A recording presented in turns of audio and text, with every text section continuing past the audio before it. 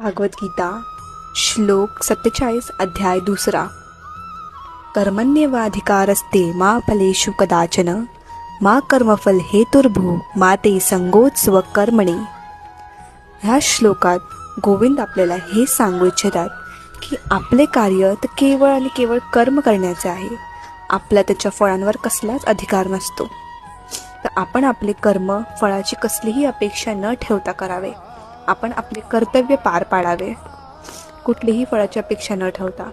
आपण केवळ अपेक्षा करावी तर फक्त त्यांच्या मार्गदर्शनाची, इतर कसलीही नाही. कारण काय आहे ना, आपण नेहमी जर कर्म करण्याआधी आपल्याला त्यातून काय फळ मिळेल हाच विचार करत राहिलो तर आपण आपले कर्म नीट पार पाडूच शकणार नाही. तर कायम फळाची चिंता न करता आपण आपले कर्म करावेत. जय श्री कृष्ण.